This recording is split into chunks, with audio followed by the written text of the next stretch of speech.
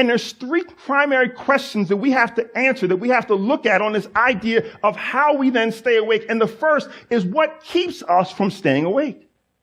And the first thing that keeps us from staying awake is these distractions that come into our lives. It's the foolishness, it's the mess, it's the challenges, it's the heartache, it's the insults, it's the things that are set in front of us that keeps us from staying awake, because we become so focused on what's in front of us that we miss that Christ is coming again. And so I'm no longer thinking about the fact of Christ coming again. I'm thinking about that you lied on me. And I got to do something about that. So I must ball up my fist because I have to protect myself. I have to take care of myself. You don't talk to me that way because I'm somebody and you don't mess with me. And so in my focus on the right now and the near right in front of my face, I have forgotten, I have put aside the very fact that Christ is coming again. And he says, when he comes, will he find you ready? Or will I have mastered so well being able to tell people off and to put them in their place and give them a piece of my mind so well that when Christ returns, I will have been led astray, as Christ warns. Secondly, he says, not only keeps us from falling asleep or from staying awake is these ideas of these distractions. We have to understand there's a spiritual warfare. And if you break that down, the spiritual warfare is, number one, spiritual.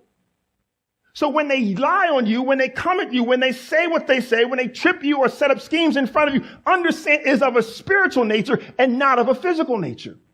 Also understand it is a warfare, meaning that it is a true, real fight. It is not a fixed fight. It is a challenge. It is an affront to you. And it's something that you must fight through because it is spiritual warfare. A spiritual warfare, I said it once, I'll say it again, is not a fixed fight. You can't just say, well, I go to church, so I'll be okay.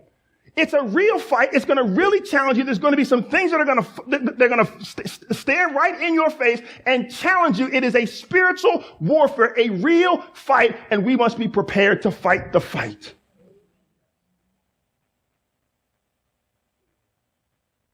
Secondly, he says, what keeps you from staying awake? We have to ask ourselves, second question, what is the real danger of falling asleep? Why would Christ warn of falling asleep if it's no big deal? He warns of falling asleep because there is a challenge. I want you to turn to Matthew chapter 24. And as you turn to Matthew, let me explain why we're going to a second passage, because the Gospels are put together in what we call a synoptic style. Synoptic. Syn, S-Y-N, as in synonym, as in same, as in like, and then optic, like I need to go to the eye doctor and see what's wrong with my eyes. Optic meaning view. So that's a same view.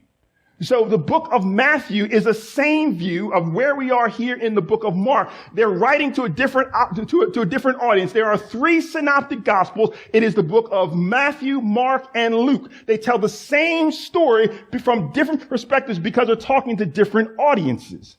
If you're speaking to an adult, you say things in a certain way that's different than if you were speaking to a 10-year-old child. It's the same truth.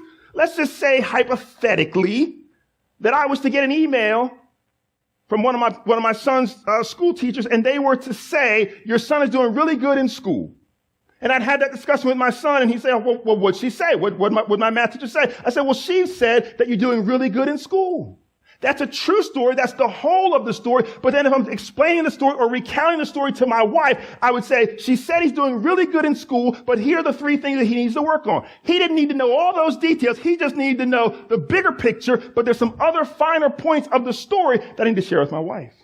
That's exactly what's going on with the gospel. So sometimes folks will say, well, how come it says it this way, this place, and this place, this way? It says it differently. Because it's one story, but sometimes the author, because they're speaking to different audiences, will add finer points to the story.